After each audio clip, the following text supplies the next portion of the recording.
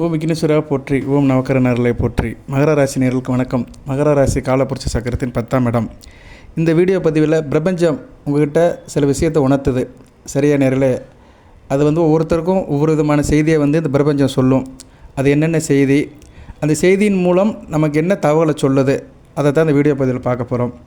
பொதுவாக வேத ஜோதிடத்தில் எண்களுக்கு மதிப்பு இருக்குது. சரியா? எண்கள் ரொம்ப முக்கியம். எண்கள்னாலே கணிதம் தான். வேத ஜோதிடம் கணிதம் ப்ளஸ் அறிவியல் ரெண்டும் கலந்த கலவை தான். ஜோதிடத்தில் கணிதம் இல்லாமல் எதுவுமே ஒன்றும் செய்ய முடியாது. தசாபுத்திங்கிறது 120 வருடம். அதுபோக ஒவ்வொரு மனிதனுக்கும் ஆயுளுங்கிறது இந்த 120 வருடத்தை கணக்கு பண்ணி தான் ஆயுள் நிர்ணயிக்கப்படுகிறது. அதுபோல் தசாபுத்தி வருடங்கள், சூரிய திசை 6 வருடம், சந்திர திசை 10 வருடம், செவ்வாய் திசை 7 வருடம், இப்படின்னு ஒவ்வொரு திசையும் எண்களால் நிர்ணயிக்கப்படுகின்றன. ஸோ எண்கள் ரொம்ப முக்கியமாக பார்க்கப்படுகிறது. அதுபோல் தசாபுத்தி, அந்தரம், சூட்சுமம், பிராணம் எல்லாமே வருடம், மாதம், நாள், நாளிகை அந்த கணக்கில் தான் போகுது. ஸோ டைமுங்கிறது ரொம்ப முக்கியம். நேரம், அதுக்கடுத்து எண்ணுங்கிறது ரொம்ப முக்கியம். டிஜிட்டல். சரியா நேர்களே? அதனால் வேத ஜோதிடம் கணிதத்துக்கு உட்பட்டது தான். கணிதம் தான் இங்கே மிகச்சிறப்பாக பார்க்கப்படுகிறது. ஜோதிடம்ங்கிறதே சமன்பாடு தான். ரைட் நேர்களே, இந்த வீடியோ பதிவை நான் ஒரு சின்ன வீடியோவாக தான் போடுறேன், ஷார்ட் வீடியோ தான். ஆனால் முக்கியமான தகவல்களை சொல்கிறேன். இது அன்றாட வாழ்க்கையில் நமக்கு நம்ம இதை அனுபவிச்சுட்டு தான் இருக்கோம். நிறைய பேர் இதை கன்சிடர் பண்ணுவாங்க, சில பேர் கன்சிடர் பண்ண மாட்டாங்க. கன்சிடர் பண்ணுவாங்கன்னா என்னென்னா, அந்த பிரபஞ்சம் நமக்கு சொல்கிற விஷயத்தை உற்று நோக்குவாங்க. அது என்ன சொல்லுது, அதுக்கேற்ற மாதிரி நம்ம எப்படி இருக்கணும், தயார்படுத்திக்கணும், இதை சொல்லுவாங்க. சரியா? ஒவ்வொருத்தருக்குமே இங்கே ஒரு அளவுகோல் இருக்குது, ஒரு வைப்ரேஷன் இருக்குது, ஒரு கெமிஸ்ட்ரி இருக்குது. ஒவ்வொரு மனிதனுமே ஒவ்வொரு விஷயத்தில் வித்தியாசப்படுத்தப்படுகிறான். ஆணாக இருந்தாலும் சரி, பெண்ணாக இருந்தாலும் சரி, அவங்கவுங்க லெவலுக்கு ஏற்ற மாதிரி வித்தியாசப்படுறாங்க. பணம் இருக்குது, பணம் இல்லை, பணக்காரன் ஏழை, இதெல்லாம் பிரச்சனையே கிடையாது. இதெல்லாம் இந்த வித்தியாசமே கிடையாது. எப்படி காற்று எல்லாத்துக்கும் பொதுவாக கிடைக்குதோ அதுபோல் இங்கே இந்த பிரபஞ்சம் சில விஷயங்களை பொதுவாக கொடுக்குது. நீங்கள் ஒரு மேடையில் இருக்கிறீங்க, தமிழ்நாட்டுக்கு முதலமைச்சர் இருப்பார், நீங்களும் இருப்பீங்க. 2 பேரும் ஒரே ஆக்சிஜனை தான் சுவாசம் பண்ணுவீங்க. சரியா? 2 பேத்துக்கும் காற்று பொதுவானதான். முதலமைச்சருக்குன்னு தனியாக ஒரு பக்கம் காற்று மூக்குக்குள்ளே போகிறதும் கிடையாது, தனி ஒரு மனிதனுக்கும் தனியாக மூக்குக்குள்ளே போகிறதும் கிடையாது. ஸோ காற்று பொதுவானது தான். குடிக்கிற தண்ணியில் வேணால் வித்தியாசம் இருக்கலாம். சரியா? அவங்கவுங்க வசதிக்கு ஏற்ற மாதிரி குடிப்பாங்க. ஆனால் காற்று பொதுவானதான். அந்த காற்று தான் அந்த பிரபஞ்சத்துக்கு முக்கியமானது. ஜீவன், ஆத்மா, உயிர், ஜீவன், ஆத்மாங்கிறது காற்று தான். ரைட் நேயர்களே, இது எதுக்கு உதாரணத்துக்கு சொல்கிறேன்னா, சில பேருக்கு டக்குன்னு அப்போ தான் புரியும்.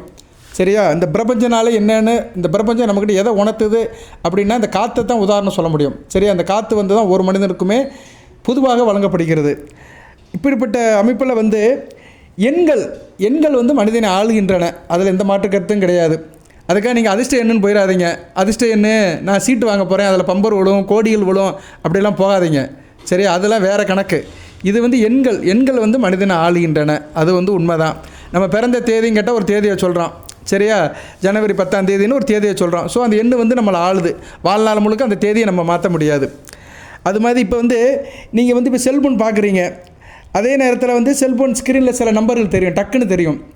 அதுபோக நீங்கள் ஒரு சினிமா தேட்டருக்கு போகிறீங்க, அங்கே அட்வர்டைஸ்மெண்ட் வச்சுருப்பாங்க, அந்த இடத்துல சில நண்பர்கள் தெரியும்.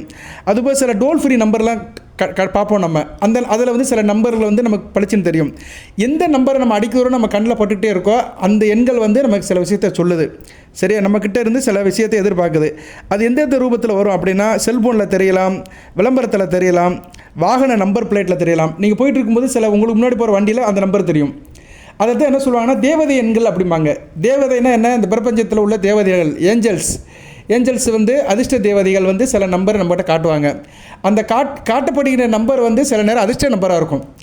அந்த நம்பருக்கு ஏற்ற மாதிரி நம்மளை மாற்றிக்கிட்டோம்னா நமக்கு வாழ்க்கையில் நல்லது நடக்கும். சரியா நேர்களே? ஸோ அதனால் நீங்கள் உடனே நினச்சிடக்கூடாது, அந்த அதிர்ஷ்ட நம்பருக்கு நான் சீட்டு வாங்குவேன், அது பரிசு வருமா அப்படிலாம் நினைக்கக்கூடாது. அது வேறு, இது வேறு. இன்றைக்கி நிறைய பேருக்கு என்னென்னா, சடனாக பெரிய ஆளாகணும், பணக்காரன் ஆகணும், அந்த நினைப்பில் இருக்கிறாங்க. அப்படி இருக்கிறவங்களாம் தயவுசெய்து மனசை மாற்றிக்கோங்க. சரியா? அதுக்கு இது தீர்வு கிடையாது. இது வேறு. இந்த தேவதை எண்களுங்கிறது வேறு. வாழ்க்கையில் ஒரு நல்ல ஒரு வாழ்க்கையை கொண்டு போகிறது, ஒரு லாபகரமான வாழ்க்கையை கொண்டு போகிறது, மகிழ்ச்சிகரமான வாழ்க்கையை கொண்டு போகிறது. இந்த பிரபஞ்சத்தில் இந்த ஆத்மா பிறந்ததுக்கு ஒரு புண்ணியத்தை தேடிக்கிறதுக்கு தான் இந்த தேவதை எண்கள். சரியா? அதனால் சொன்ன விஷயத்தை கரெக்டாக புரிஞ்சுக்கணும். கமெண்ட் பாக்ஸ்லலாம் என்கிட்ட கேட்கக்கூடாது, எனக்கு லக்கி நம்பர் சொல்லுங்கள், அந்த சீட்டுக்கு சொல்லுங்கள், இந்த சீட்டுக்கு சொல்லுங்கள்லாம் கேட்கக்கூடாது. அப்படி பார்க்குறவங்களாம் வேறு சேனலை பாருங்கள். இல்லாத பொல்லாதெல்லாம் சொல்லிட்டு இருக்கானுங்க. அதெல்லாம் வியாபார நோக்கத்தில் சொல்கிறாங்க. நம்மளாம் அப்படி வரல. சரியா? நம்ம வந்து என்றைக்குமே வேத ஜோதிடத்தின்படி எண்கணிதத்தின்படி தான் கரெக்டாக சொல்லிட்டு இருப்பேன் நான். ரெண்டுமே ஒட்டி பிறந்த இரட்டை குழந்தைகள். எண்கணித ஜோதிடமும் வேத ஜோதிடமும் ஒட்டி பிறந்த இரட்டை குழந்தைகள். ரைட்டு. இப்போ வந்து நம்ம வந்து வாகன நம்பர் பிளேட்டு, டிஜிட்டல் கடிகாரம், இல்லைன்னா புஸ்தகம் படிச்சுட்ருக்குறோம், இல்லைன்னா வேறு எங்கேனாச்சும் ஒரு இடத்துக்கு போயிட்டுருக்கோம், சரியா பஸ்ஸில் போகிறோம், ஏதோ ஒரு எண்கள் வந்து நம்ம கண்ணுக்கு முன்னாடி அடிக்கடி தெரியும். இதை வந்து நம்ம கான்சன்ட்ரேஷன் பண்ணோம்னா அது நமக்கு வந்து சில விஷயங்களை உணர்த்தும். அப்படி சில நம்பர்கள் நமக்கு தெரிஞ்சிச்சுன்னா அந்த நம்பரில் நம்மக்கிட்ட ஏதோ சில இதை பேச போகுது. அது என்னென்ன பேச போகுது அதை பற்றி தான் இந்த வீடியோவில் பார்க்க போகிறோம். அதுக்கு முன்னாடி மகர ராசிக்கு வந்து ஒவ்வொரு நட்சத்திரத்துக்குமே வந்து ஒரு முக்கியமான நம்பர் இருக்குது. அந்த நம்பருக்கு உண்டான தேவதையை நீங்கள் வழிபாடு பண்ணிட்டீங்கன்னா வாழ்நாள் முழுக்க நல்லா இருக்கலாம். 3 நட்சத்திரத்துக்குமே நான் சொல்கிறேன். அதை சொல்லிவிட்டு அந்த தேவதை எண்கள் எந்தெந்த எண்களுக்கு என்னென்ன வைப்ரேஷன் சொல்கிறேன், பொறுமையாக கேளுங்க. நிறைய பேருக்கு இந்த வீடியோ புரியாது, எனக்கு நல்லா தெரியும். இந்த வீடியோ கமர்ஷியலாக கேட்குறவங்களுக்கு புரியாது, புரிஞ்சவங்களுக்கு புரிஞ்சால் போதும். சரியா நேர்களே? நான் என்றைக்குமே அப்படி தான் வீடியோ போடுவேன். எல்லா வீடியோவும் ரீச் ஆகணும்னு நினைக்க மாட்டேன். போகிறது போகட்டும், மற்றதெல்லாம் வந்து இறைவன் சித்தப்படி அமையட்டும். அதாவது மகர ராசியில் வந்து 3 நட்சத்திரத்துக்குமே வந்து ஒரு எண் இருக்குது, விதி எண் இருக்குது. அந்த எண்ணை இப்போ சொல்கிறேன். அந்த எண்ணை உடைய தேவதை நீங்கள் வழிபாடு பண்ணுங்கள். உத்திராடத்துக்கு வந்து 4ஆம் நம்பர். ஒரு கணக்கின்படி உங்கள் ராசி நட்சத்திரத்தின் எண், நட்சத்திரத்தின் வரிசை எண், உங்கள் நட்சத்திரநாதன் சூரியனுடைய ஆதிக்க எண், உங்கள் ராசியினுடைய எண், உங்கள் ராசிநாதன் சனி பகவானுடைய எண், இதெல்லாம் நாளைக்கு கூட்டினீங்களா 40ன்னு வரும். சரியா? அந்த வருஷப்படி 40ன்னு வரும். 40ன்னா 4 ராகுவின் ஆதிக்கம். அதனால் உத்திராட நட்சத்திரத்தை பிறந்தவங்க வாழ்நாள் முழுக்க கருமாரி அம்மனை கும்பிடணும், துர்க்கை அம்மனை கும்பிடணும், ஆக்ரோஷமான தெய்வத்தை கும்பிடணும். தினமும் ஒரு தடவைனாச்சும் அந்த அம்மனோடைய வழிபாடை சொல்லணும், அம்மனை நினைக்கணும். உங்களுக்கு வந்து இந்த தினசரி பலன்கள், தசாபுத்தி பலன்கள், வார பலன்கள், மாத பலன்கள், எத்தனையோ பலன்கள், நானும் நிறைய பலன்கள் போடுவேன். அதை கும்பிடுங்க இதை கும்பிடுங்கலாம் சொல்லுவேன். அந்த பரிகாரம் பண்ணுங்கள், இந்த வழிபாடு பண்ணுங்கலாம் சொல்லுவேன். இருப்பினும் உத்திராட நட்சத்திரத்துக்கு வந்து அந்த ஆதிக்க எண், நட்சத்திர வரிசை, நட்சத்திரநாதன், ராசி வரிசை, ராசிநாதன், இந்த 4ஐயும் கூட்டினோம்னா வருகிறது 40. 40ன்னா 4, ஜீரோவுக்கு மதிப்பு கிடையாது. 4ங்கிறது வந்து ராகுவின் ஆதிக்கம். ஸோ நீங்கள் ராகுவின் ஆதிக்கத்தில் தான் இருப்பீங்க. சரியா? உத்திராட நட்சத்திரத்துக்காரங்க வந்து ராகுவின் ஆதிக்கத்தில் தான் இருப்பீங்க. அந்த ஆதிக்கத்தினுடைய தன்மைகள்லாம் இந்த வீடியோவில் பேச வேண்டாம். சரியா? அந்த ஆதிக்க உள்ள கிரகத்தினுடைய லாப நஷ்டங்கள்லாம் இந்த வீடியோவில் பேச வேண்டாம். இருப்பினும் அந்த கிரகத்தினுடைய அதிதேவதை தேவஸ்ரீ கருமாரியம்மன், அந்த அம்மனை கும்பிடலாம். கருமாரியம்மனை கும்பிடலாம், துர்க்கை அம்மனை கும்பிடலாம், காளியம்மனையும் கும்பிடலாம். சரியா? பௌர்ணமிதோறும் வழிபாடு பண்ணிங்கன்னா வாழ்க்கையில் நல்ல லெவலுக்கு போவீங்க நீங்கள். சரியா? எந்த லெவலில் இருக்கிறீங்களோ அதை காட்டிலே கொஞ்சம் அதிகமாக தான் இருப்பீங்க. இதை தொடர்ந்து செஞ்சு பாருங்கள். வர்ற பௌர்ணமி பங்குனி உத்திரம். சரியா? பங்குனி உத்திரத்தன்னைக்கு நீங்கள் அம்மன் வழிபாடு பண்ணிங்கன்னா நல்லபடியாக பார்க்கப்படுகிறது. அடுத்து திருவோணம். திருவோணத்துக்கும் இந்த ஆர்டர் படி பார்த்தோம்னா உங்களுக்கு வருகிற எண் வந்து 6ஆம் நம்பர், சுக்கிரனுடைய ஆதிக்கம். ஸோ திருவோண நட்சத்திரத்தில் பிறந்தாங்க வாழ்நாள் முழுக்க மகாலட்சுமி வழிபாடு பண்ணணும். இது நல்ல ஒரு பொருத்தமாக வருது. ஏன்னா திருவோண நட்சத்திரங்கிறது பெருமாளுடைய நட்சத்திரம். ஸோ பெருமாளுடைய நட்சத்திரத்தை வந்து நட்சத்திரத்தில் பிறந்தவங்களுக்கு வந்து மகாலட்சுமியோட எண் வருது மிகச்சிறப்பு. இந்த பிரபஞ்சம் வந்து இந்த 6ஆம் நம்பர் வந்து உங்களுக்கு கொடுக்குது. சரியா? தனிப்பட்ட முறையில் கொடுக்குது. 6ஆம் நம்பரை நீ வச்சுக்கோ, 6ஆம் நம்பரோட சர்த்தப்பட்ட காரியங்கள்லாம் உனக்கு நடக்கும் அப்படின்னு கொடுக்குது. ஸோ அதுக்கு அதிதேவதை வந்து மகாலட்சுமி. ஸோ மகாலட்சுமி நீங்கள் வழிபாடு பண்ணிட்டீங்கன்னா உங்களுக்கு பிரபஞ்சத்தில் ஒரு நல்லதெல்லாம் கிடைக்கும். சரியா? நீங்கள் எதுக்கு படைக்கப்பட்டிருக்கீங்களோ அத்தனையும் அனுபவிப்பீங்க, நல்ல வழியில் அனுபவிப்பீங்க. அந்த அதிர்ஷ்ட தேவதைகள் உங்களுக்கு இருகரம் கொண்டு அணைத்துக்கொள்ளும். சரியா? ஸோ திருவோணத்துக்கு வந்து 6ஆம் நம்பர் அதிர்ஷ்ட தேவதை வந்து மகாலட்சுமி வாழ்நாள் முழுக்க. சரியா? வாழ்நாள் முழுக்க. இதை வேணால் நீங்கள் செக் பண்ணி பாருங்கள். கொஞ்சம் நாளைக்கு செக் பண்ணுங்கள். ஒரு 11 வாரம் வெள்ளிக்கிழமை தோறும் அந்த மகாலட்சுமி நாமத்தை சொல்லுங்கள். மகாலட்சுமி வழிபாடு பண்ணிங்கன்னா ஒரு மாற்றம் தெரியும். உடனே தெரியாது, கொஞ்சம் நாளாக தெரியும். அந்த மாற்றத்துக்கு நீங்கள் உங்களை தயார்படுத்திக்கோங்க. அவிட்டத்துக்கு 5ஆம் நம்பர். சரியா? பிரபஞ்சம் கொடுத்த நம்பர் 5ஆம் நம்பர். புதனுடைய ஆதிக்கம். பெருமாளை கும்பிடுங்க. உலகளந்த பெருமாள் ஸ்ரீமன் லட்சுமி நாராயணனை கும்பிடுங்க, மிக சிறப்பாக இருக்கும்.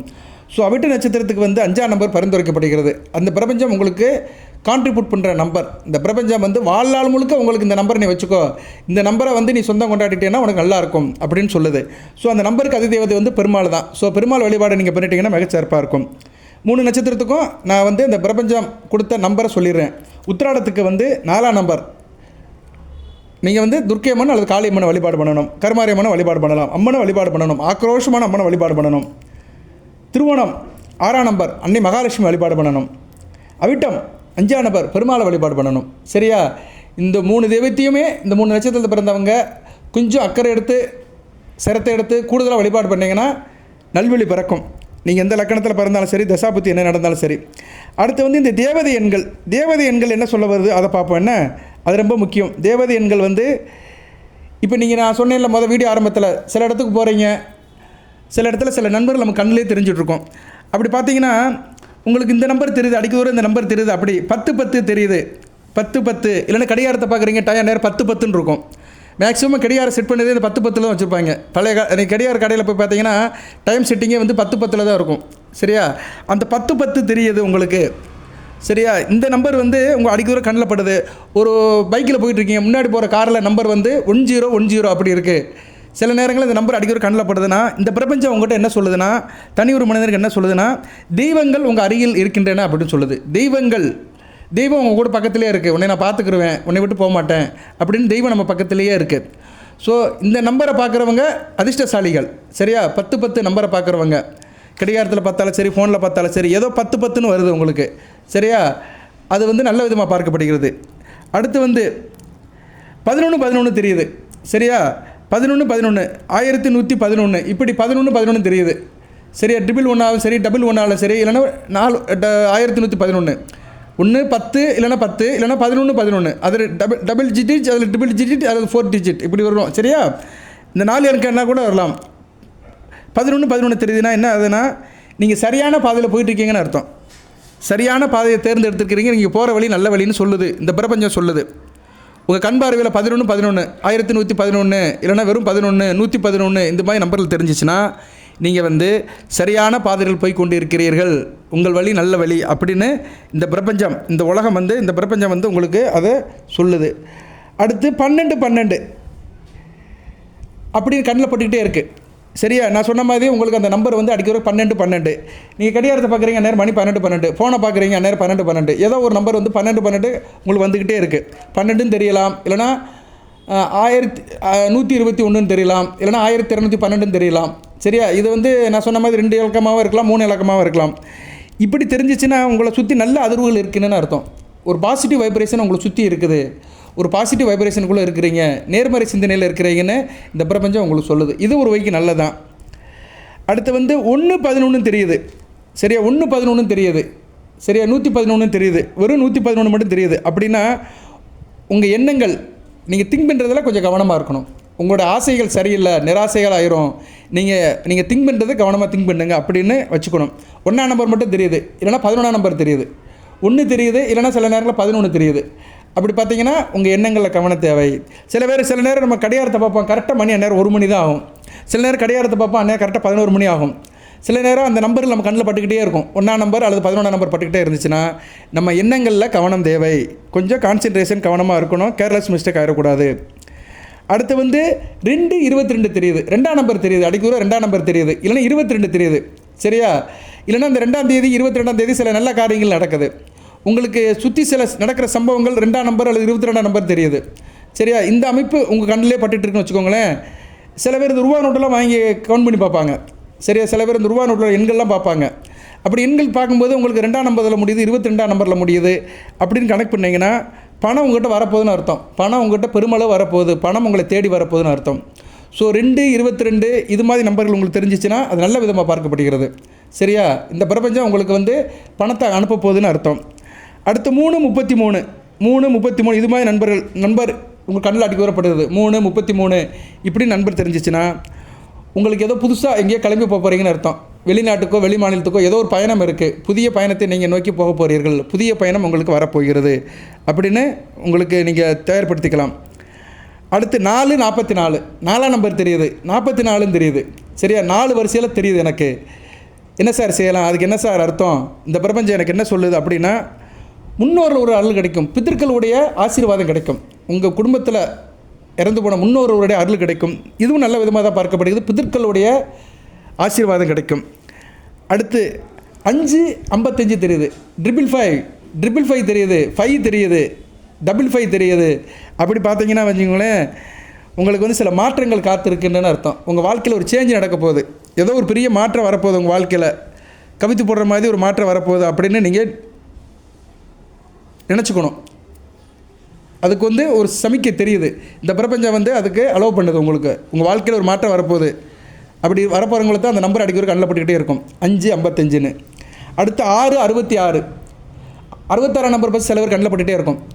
சரியா, இப்போ வந்து சென்னையில் வந்து தாம்பரத்தில் இருந்து பூந்தமல்லி போகணும்னு நினைக்கிறேன். 66 நம்பர் பஸ்ஸு தான் நினைக்கிறேன். ஏதோ நான் 66ங்கிறது ஒரு நம்பர் இருக்குது, தாம்பரத்துலேருந்து ஒரு பஸ்ஸு போகும், 66 நினைக்கிறேன். ஆமாம் 66 தான் நினைக்கிறேன். அது மாதிரி சொல்கிறேன், அடிக்கூட அந்த பஸ்ஸில் ஏறுறோம், அந்த பஸ்ஸு கண்ணில் படுது, 6ஆம் நம்பர் கண்ணில் பட்டுக்கிட்டே இருக்குது, 66 கண்ணில் பட்டுக்கிட்டே இருக்குது. அப்படின்னா ஆன்மீக விஷயத்தில் நம்ம கவனம் செலுத்துவோம். ஒரு ஆன்மீகவாதியாக இருப்போம், கோயில் குளத்துக்கு போவோம், ஆன்மீக பற்று நம்மகிட்ட அதிகமாக இருக்கும். 6, 66 இந்த எண்கள் நம்ம கண்ணில் பட்டுக்கிட்டே இருக்குது, ஏதோ ரூபத்தில் படுது, ஆன்மீக வழியில் நம்ம போகிறோன்னு அர்த்தம்.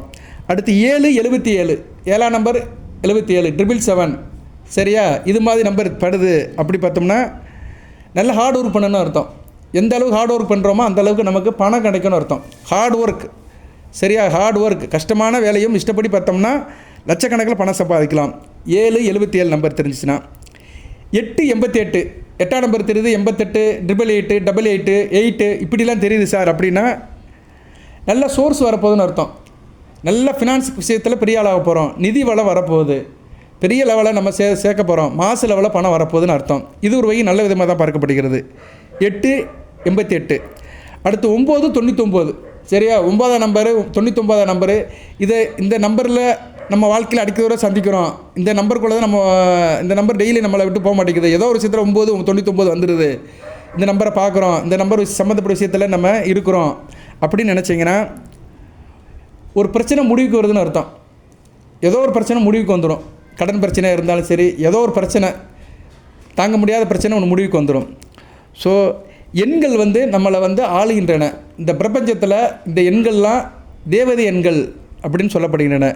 அந்த தேவதைகள் நமக்கு சில நேரங்களில் சில எண்களை காட்டிக்கிட்டே தான் இருக்கும். இது எல்லாத்துக்கும் தெரியாது, எல்லார் கண்ணுக்கும் தெரியாது. இதுக்குன்னு சில கண்கள் வேணும் சரியா? ஊரில் சொல்லுவாங்களே, பூனை கண்ணுக்கெல்லாம் தெரியாது, ஞான கண்ணுக்கு தான் தெரியுமாங்க. ஞான கண்ணுன்னா என்ன? கண் இல்லாமல் அறிவாளியாக இருப்பான். ஞானக்கண், ஞானம், அறிவுக்கு அப்பாற்பட்டு ஞானக்கண். யானைக்கண் இல்லை, ஞானக்கண். ஞானக்கண் ஒன்று இருக்கும் போதிலேன்னு ஒரு பாடல் இருக்குது. எம்கேடி தியாகராஜ பாகவதர் பாடியிருக்கிறார், அசோக்குமார் படத்தில் பாடியிருப்பார். அதெல்லாம் பழைய காலத்து ஆளுக்கு தெரியும். இந்த வீடியோ கேட்குறவங்களுக்கு எத்தனை பேருக்கு அது தெரியும்னு தெரியல. அப்படி தெரிஞ்சவங்க கமெண்ட் பாக்ஸில் போடுங்க. அந்த படம் நான் பார்த்துருக்குறேன், அந்த பாட்டு எனக்கு தெரியும்னு. அருமையான பாட்டு.